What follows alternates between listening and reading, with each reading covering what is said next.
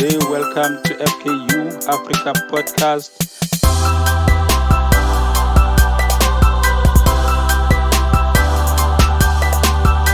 How can an African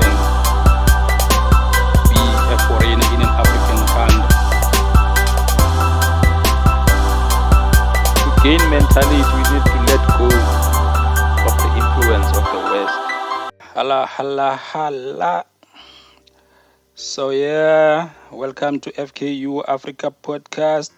Wherever you are, this is your host Maneza F8. We bring you the 21st episode. I hope you did enjoy the previous episode, episode 20. We had few problems with it at the beginning.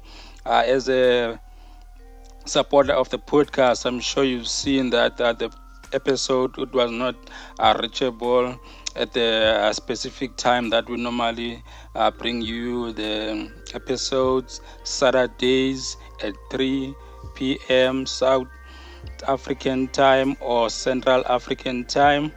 YouTube removed it. I had to fight for it. I had to send emails. Eventually on Sunday, they reinstated it. I shared the links on the groups, Facebook groups, Twitter, Instagram. People came in and did actually chew in the information and came back to me, and we did have huge discussions about it. It was the Zimbabwean Lives Matter. If you haven't checked it, it's a very interesting topic because it's not just the life of the Zimbabweans now. It's digging through the history on how these things have started, how the legacy of Mugabe have went into Mnangagwa and still continue destabilizing the people, brutalizing the people, abducting the people, beating the people up for no reason, just for peaceful protests. So this is that episode. So we're gonna get into the topic of today. The topic of today is simple: who is going to save you, Africa? Who's going to save you, African child? Who's going to save you as a Pan-African? This topic it's a very strange topic because no one is interested in solutions. I've been into many groups. I've been into discussions, Twitter hashtags, even on WhatsApp. We have groups with discussing. Everything we're debating, it ends up to nothing. So this is alarming to me because I've realized that when the time goes, it goes with everything else that is happening here in Africa. When the time goes, it goes with hunger that people of Africa are enduring.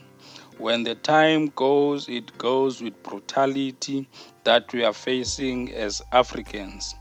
When the time goes, it goes with looting of our resources as Africans.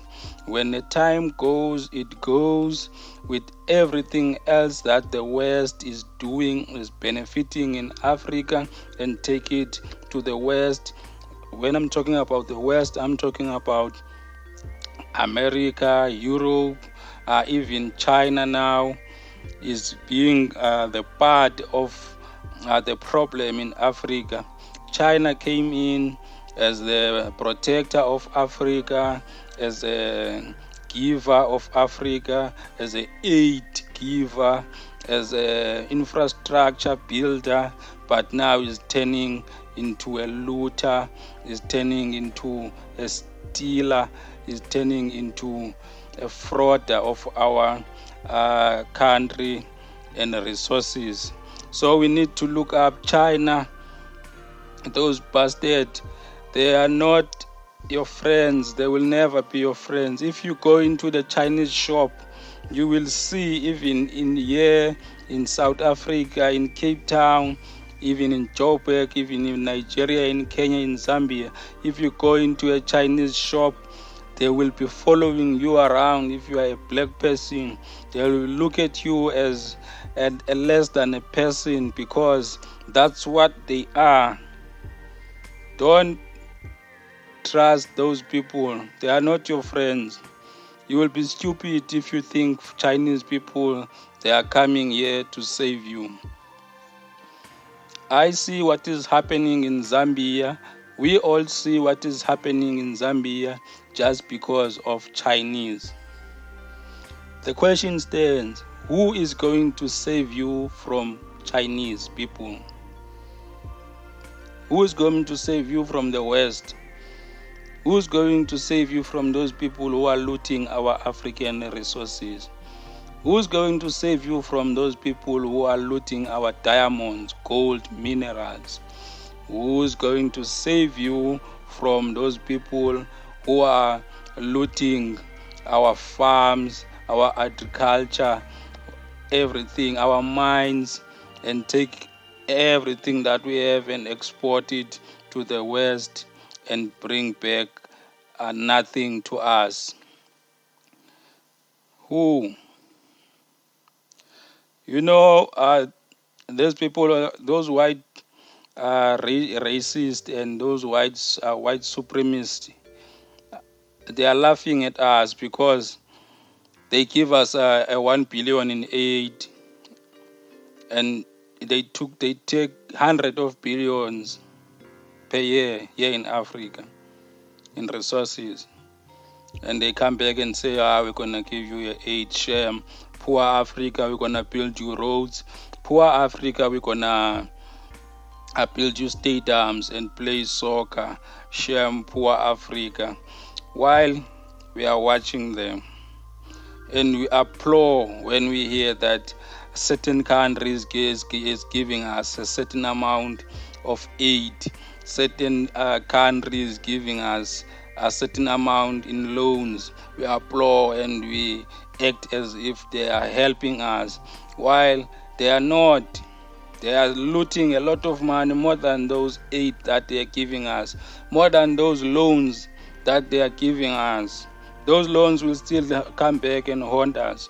During this time of COVID, many countries here in Africa, they are going around borrowing money in these people of IMF banks, in the European banks, in all these big banks, what banks.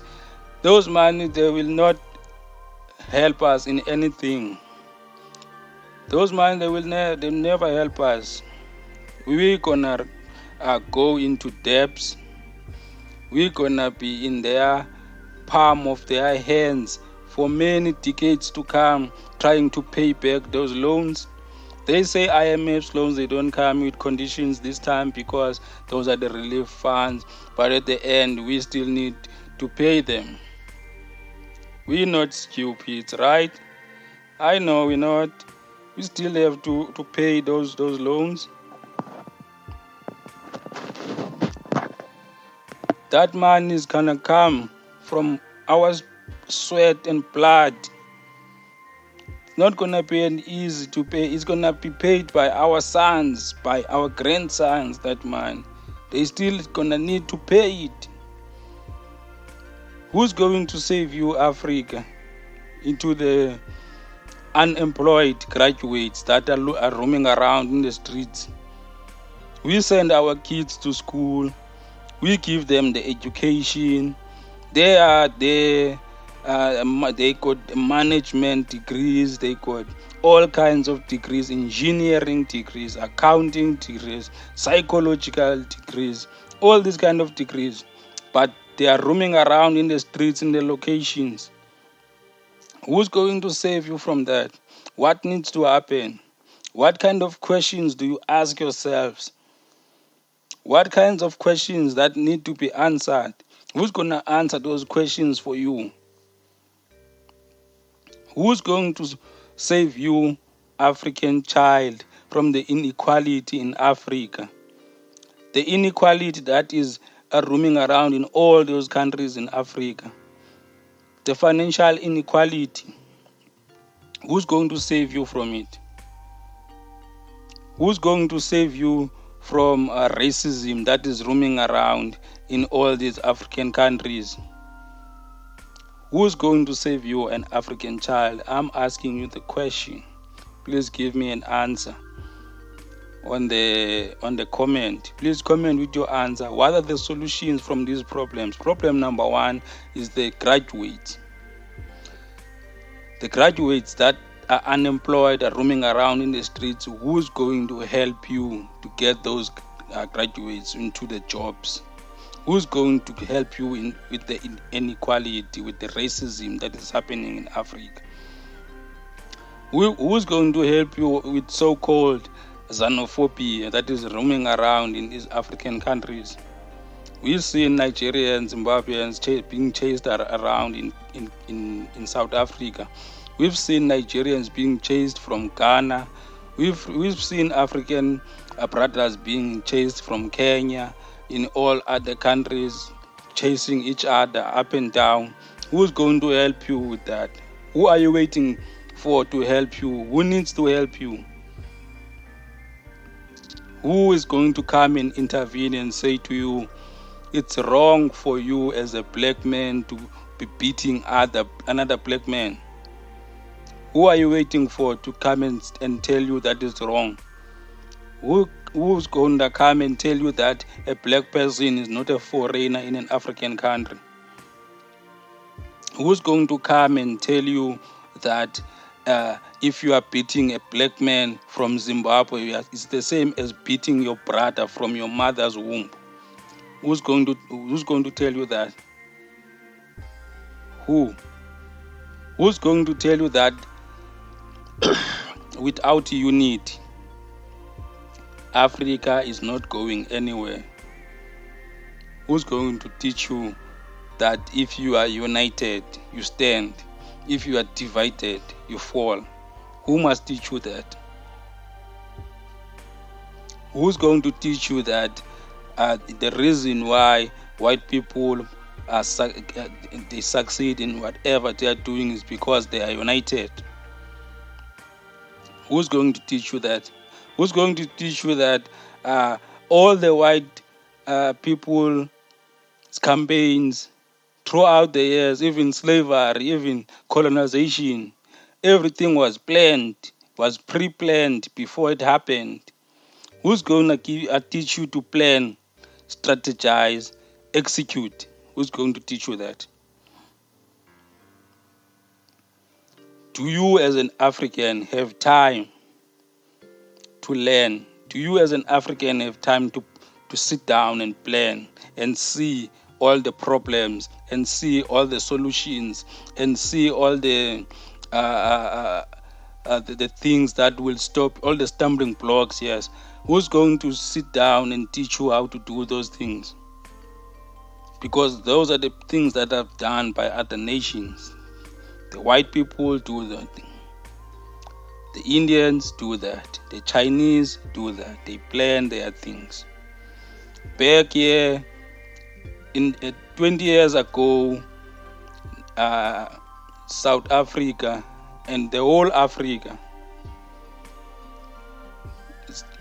was trillions in minerals.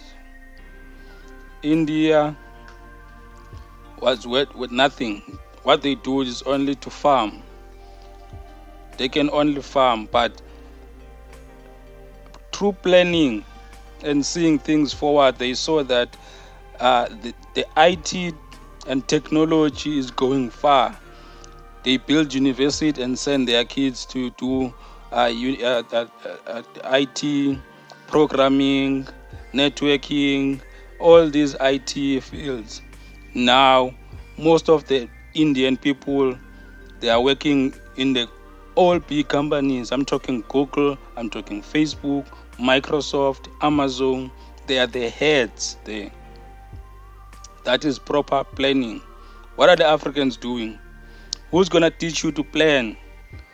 and plan for your future? Who's going to teach you to unite as Africans? All you can do is to march. March for what? Marching is for pussies. What are you marching for? What are you going to get out of marching? You can march and get yourself beaten up by the police, like those people who are being brutalized in Zimbabwe, like those people who were beaten by Museveni in Uganda, like those people who were beaten up in Nigeria, like those people who kept on being beaten up in Rwanda, like those people who are beaten up here in South Africa, in Cape Town and Johannesburg by the police every day if the strike is getting out of hand. Now it's not a time for strike, it's time to plan. It's time to plan and execute. Who's going to teach you to do that? To come up with a proper plan as an African, to liberate yourself as an African. Let me tell you one last thing. When Europeans came here in Africa and take over most of the countries here in Africa, they didn't come in peace. When Africans, revolutions, were liberating themselves here in Africa, those liberations were not peaceful. Only few of them were peaceful. Now you ask me, is it going to be peaceful for you to take over your country from the West, take over your economical liberation from the West? Are you going to ask for it or are you going to take it? Did the white people come and ask for the land here or they took it? Did Mugabe ask for the land in Zimbabwe or he took it? So the question is you. The answer is you. Who's going to stand and save Africa? It's you. It's your time. I hope you did enjoy the podcast. Please subscribe and leave your comments on the description. Also, check out my Facebook page, FKU Africa Podcast. Check Twitter, Maneza F8, and also on Instagram, Maneza F8. Let's engage, let's chat, let's discuss topics. I need some guests. If you are willing to becoming a guest, hit me up. We can Zoom and talk about things, African things. Fikiria kwa undani, ndugu, asante, Tsamaku. Subscribe.